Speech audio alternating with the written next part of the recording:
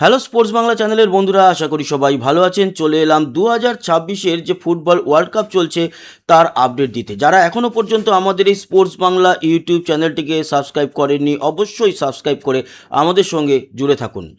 গত শিডিউলে 3টে ম্যাচ হয়ে গেল আজ সকাল পর্যন্ত। সেখানে একটি ম্যাচে ইংল্যান্ড জয়লাভ করেছে, একটি ম্যাচে বেলজিয়াম ও একটি ম্যাচে ইউএসএ বা আমেরিকা জয়লাভ করে তারা কিন্তু সুপার 16 বলুন বা প্রি কোয়ার্টার ফাইনাল বলুন কিংবা রাউন্ড অফ 16 বলুন, সেখানে তাদের জায়গা করে ফেলেছে। আরও এবার হবে কঠিন প্রতিপক্ষের মুখোমুখি। কীরকম ছিল সেই ম্যাচগুলো তা তো জানাবই, এবং স্ট্যাটসগুলোও চেক করব। এছাড়া আজকের শিডিউলেও তিনটে ম্যাচ রয়েছে, যেরকম স্পেনের ম্যাচ রয়েছে, অন্যদিকে রয়েছে পর্তুগালেরও ম্যাচ।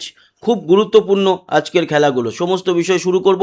গতকালকের যে ম্যাচ হয়েছে, প্রথম ম্যাচে আমরা কিন্তু দেখতে পেয়েছি হারিকেন, একেবারে কিংবদন্তি প্লেয়ার আপনারা জানেন ইংল্যান্ডের, সেই হারিকেনের পা থেকে আমরা আবারও পেয়েছি জোড়া গোল। একটি গোল পেয়েছি আমরা 75 মিনিটে, একটি পেয়েছি 86 মিনিটে। এই জোড়া গোলের সুবাদে হারিকেন কিন্তু বা হ্যারিকেন বেশ খানিকটা ওই দৌড়ে চলে এলো। কোন দৌড়ে? সোনার বুট। এই বিশ্বকাপে সর্বোচ্চ গোলদাতা যে হবে বা প্রতি বিশ্বকাপেই যিনি সর্বোচ্চ গোলদাতা হন সোনার বুট পেয়ে থাকেন, সেই সোনার বুটের দৌড়ে তিনি এসে গেলেন। যদিও তার সামনে এখনও কিন্তু রয়েছে এমবাপে, তার উপরে রয়েছে মেসি। তো দেখা যাক, এখনও তো অনেক ম্যাচ বাকি আছে। অনেক বলতে প্রতিটা দল যদি তার সবকটা জয়লাভ করতে পারে, তাহলেও একেবারে ফাইনাল পর্যন্ত 4টে ম্যাচ সে খেলতে পারবে কোনো একটি দল। সুপার 16 একটা, মানে প্রি কোয়ার্টার ফাইনাল একটা খেলবে, তারপরে 2 নম্বর খেলবে কোয়ার্টার ফাইনাল, 3 নম্বর সেমিফাইনাল, 4 নম্বর ফাইনাল। আর সেমিফাইনাল খেললে এমনিও থার্ড পজিশনের জন্য একটা খেলা তো হয়ই। অতএব এখন প্রতিটা দল যদি জিততে থাকে তাহলে 4টে সর্বোচ্চ ম্যাচ তারা খেলতে পারবে। তো 4টে ম্যাচ মানে কিন্তু অনেকগুলো চান্স তো সবার সামনেই ওপেন রয়েছে। দেখা যাক ইংল্যান্ড কতটা দৌড়াতে পারে। তবে ডিআর কঙ্গো কিন্তু কালকে যেই ইংল্যান্ডের সঙ্গে ম্যাচ ছিল, সেখানে প্রথমে গোল দিয়ে এগিয়ে গিয়েছিল 7 মিনিটে। তারপরে হাফ টাইম অবধি ইংল্যান্ড কোনো গোল করতে পারেনি। অবশেষে হ্যারিকেনের পা থেকে দুটো অনবদ্য গোলের সুবাদে এই যে খেলাটি সেটা 2-1 শেষ হয়েছে, এবং সেই ম্যাচের নায়ক হ্যারিকেন অবশ্যই।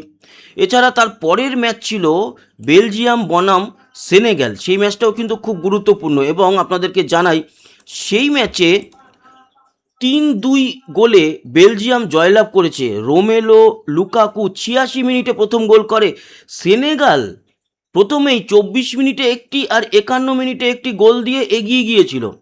হাফ টাইম কেন, ম্যাচের একেবারে 80, 85, 86 মিনিট পর্যন্ত ভেবেই নিয়েছিলাম যে ব্যাস হয়ে গেল, বেলজিয়াম এবারকার মতো শেষ করলো তাদের বিশ্বকাপ যাত্রা। কিন্তু রোমেলো লুকাকু সে কিন্তু কিংবদন্তি প্লেয়ার বেলজিয়ামের, এবং সে 86 মিনিটে একটি গোল করে।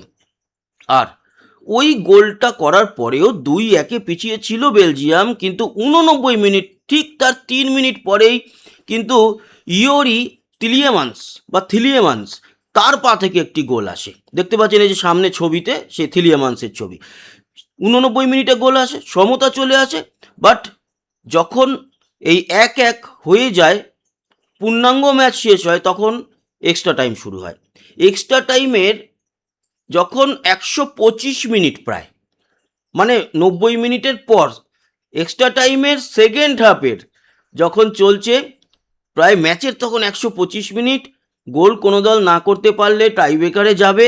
সেই সময় একটা পেনাল্টি পেয়ে যায়, আর সেই থিলিয়েমান্স আরও একটি গোল করে।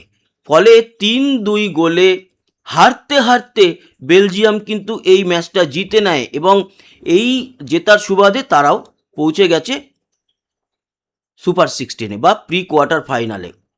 এছাড়া আরও একটি খেলা ছিল, সেই খেলাটি হচ্ছে ইউএসএ এখানে জয়লাভ করেছে, এবং ইউএসএর এই জয়লাভের সাথে সাথে তারা যেরকম জায়গা করে নিল সুপার 16-এ, তার সঙ্গে এটাও আমরা বলতে বাধ্য যে এবছরের যে ওয়ার্ল্ড কাপ তার আয়োজক দেশ 3টে, কানাডা, মেক্সিকো, ইউএসএ, 3টে দেশই কিন্তু সুপার 16-এ জায়গা করলো।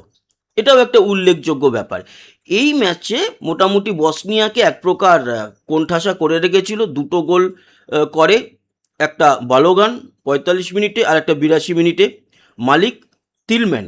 তো থিলম্যান এবং বালোগানের গোলের সুবাদে 2-0-তে হারায়, কিন্তু এই ইউএসএকে লাস্টের দিকে প্রায় প্রায় মানে 64 মিনিটের পর 10 জনে ম্যাচ খেলেছে, কারণ 64 মিনিটে ওই বালোগান যে 45 মিনিটে গোল দেয়, ওই বালোগানকে কিন্তু রেড কার্ড দেখিয়ে রেফারি বাতিল করে দেয় সেই ম্যাচের জন্য, বা মাঠের বাইরে বার করে দেয়।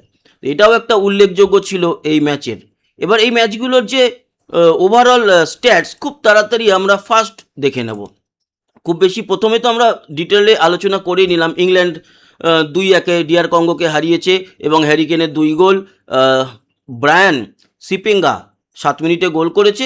এখানে যদি আমরা স্ট্যাটস চেক করি, ওভারঅল দেখতে পাচ্ছি যে ইংল্যান্ড এগিয়ে ছিল, 16টা শটস, 8খানা শটস অন টার্গেট, এদের দুটো বল পজিশন 54-46, পাসেস বেশি খেলেছে, পাস অ্যাকুরেসিও ভালো ছিল 92, এদের ডিআর কঙ্গো 84, ফাউল 10টা 12টা, ইয়েলো কার্ড একটা, রেড কার্ড কেউ দেখেনি, অফসাইড 4টে করেছে ডিআর কঙ্গো, আর কর্নার 5খানা ইংল্যান্ড, 3খানা হচ্ছে ডিআর কঙ্গো। এরপরের ম্যাচ বেলজিয়াম, বলেইছি রোমেলো লুকাকু 86 মিনিটে গোল করে। তার আগে 24 মিনিটে ডিয়ারা, হাবিব ডিয়ারা বা ডায়ারা আর ইসমাইলা সার 51 মিনিট, এই দুটো গোলে সেনেগাল এগিয়ে গিয়েছিল, 2-0 পিছিয়ে ছিল 86 মিনিট পর্যন্ত বেলজিয়াম। তখন ভাবা হচ্ছিল যে এখন জয়টা শুধু বাঁশি বাজার অপেক্ষা, তখন থেকেই ম্যাচটা পুরো ঘুরে যায়। ওই রোমেলু লুকাকুর 86 মিনিটের গোল, তারপরে বললাম থেলিয়ামান্স 89 মিনিট, এবং পেনাল্টিতে আরও একটি গোল করার সুবাদে এক্সট্রা টাইমে জয় ছিনিয়ে আনে বেলজিয়াম। স্ট্যাটস যদি দেখি তাহলে শটস 21টা বেলজিয়ামের, 19টা সেনেগাল, শটস অন টার্গেট 5টা, পজিশন 53-47, পাসেস মোটামুটি 629, 553, pass accuracy 89-86, foul 22-11, yellow card একটা, রেড কার্ড নেই, অফসাইড দুটো, কর্নার 4-2। তুল্যমূল্য লড়াই হয়েছে এই ম্যাচটিতে। তৃতীয় তথা শেষ ম্যাচ যেটা হলো, সেখানে ইউএসএ 2-0 গোলে জিতেছে। বালোগান 45 মিনিটে গোল করে 64 মিনিটে লাল কার্ড দেখে, আর থিলম্যান 82 মিনিটে গোল করেছে, বসনিয়াকে 2-0 গোলে হারিয়েছে। এখানে মোটামুটি দেখতে পাচ্ছি যে শটস 9টা 11টা, তার মানে বসনিয়া এখানে কিন্তু শটসে এগিয়ে, শটস অন টার্গেটেও এগিয়ে 4-2, বল পজিশনে এগিয়ে 52, পাসেসে এগিয়ে 430, পাস অ্যাকুরেসিতে ওই মোটামুটি সমান, 87 হচ্ছে ইউএসএ, 85 হচ্ছে বসনিয়া। ফাউল 7টা করেছে ইউএসএ, 13খানা করেছে বসনিয়া। ইয়েলো কার্ড ইউএসএ দেখেনি, একটা দেখেছে বসনিয়া, কিন্তু রেড কার্ড একটা দেখেছে ইউএসএ। আর অফসাইড 3টে, কর্নার 4টে। এই হচ্ছে গিয়ে পরিস্থিতি। তার মানে এখানেও একটা লড়াই হয়েছে। এই ম্যাচটা যদিও আমি সচক্ষে দেখার হয়নি, সময় পাওয়া যায়নি, সকালবেলাতে ম্যাচটা হয়েছে। এবার আসি আজকের শিডিউলে যে 3টে ম্যাচ আছে, সেই 3টে ম্যাচ নিয়ে আলোচনায়। প্রথমেই আজকে রাত্রি 12:30 থেকে রয়েছে স্পেন বনাম অস্ট্রিয়া। এখানে তো আমি স্পেনকে অবশ্যই এগিয়ে রাখবো, আর এনারাও এগিয়ে রেখেছে। 73% বলছে স্পেন জিতবে, 18% এক্সট্রা টাইমে যাওয়ার চান্স আছে, 9% মাত্র বলছে অস্ট্রিয়া জিতবে। তো স্পেন এখানে জিতবে, এটা আশাই করা যায়। দ্বিতীয় ম্যাচ যেটা, সেটা হচ্ছে পর্তুগাল বনাম ক্রোয়েশিয়া। এই ম্যাচটা খুব হাড্ডাহাড্ডি হবে, যদিও আমি এখানে পর্তুগালকে এগিয়ে রাখবো। তো এরাও কিন্তু পর্তুগালকে এগিয়ে রেখেছে, 56% বলছে পর্তুগাল জিতবে, 25% এক্সট্রা টাইমে যাবে। ক্রোয়েশিয়া জিততে পারে এরকম বলছে 19%। টরন্টো স্টেডিয়ামে এই খেলাটি। আর এই শিডিউলের লাস্ট খেলা যেটা আগামীকাল সকালে রয়েছে, সকাল 8:30 থেকে। আচ্ছা, আগের ম্যাচটা কিন্তু রয়েছে ভোর 4:30 থেকে, পর্তুগাল আর ক্রোয়েশিয়ার। তারপরের ম্যাচ হচ্ছে 8:30 থেকে, সব ভারতীয় সময়, সুইজারল্যান্ড বনাম আলজেরিয়া। এই ম্যাচটাতে আমি তো সুইজারল্যান্ডকে এগিয়ে রাখবো। এরাও 47% বলছে সুইজারল্যান্ড, এক্সট্রা টাইমে যাওয়ার চান্স 29%, আলজেরিয়া 24%। বিসি প্লেস, সেখানে ভ্যানকোভার, সেখানে কিন্তু এই খেলাটি। তো এই ছিল গিয়ে আজকের সম্পূর্ণ আপডেট। তো বন্ধুরা, আশা করি ইনফরমেশনগুলো আপনাদের কাজে লাগলো। সবাই ভালো থাকবেন, সুস্থ থাকবেন। যারা এখনও পর্যন্ত আমাদের চ্যানেলটি সাবস্ক্রাইব করেনি, সাবস্ক্রাইব করে আমাদের সঙ্গে যুক্ত থাকবেন। আর ক্রিকেটের আলোচনাও কিন্তু আমরা করে থাকি প্রতিনিয়ত, চলছে সিরিজ ভারত বনাম ইংল্যান্ড। তো সেই সমস্ত খবরাখবর পেতে আমাদের সঙ্গে যুক্ত থাকুন। সাবস্ক্রাইব করে কমেন্ট বক্সে আপনার মতামত জানাবেন, আর লাইক আর শেয়ার করতে পারেন আমাদের ভিডিওগুলো। ভালো থাকবেন, আবার দেখা হচ্ছে, ততক্ষণের মতো টাটা।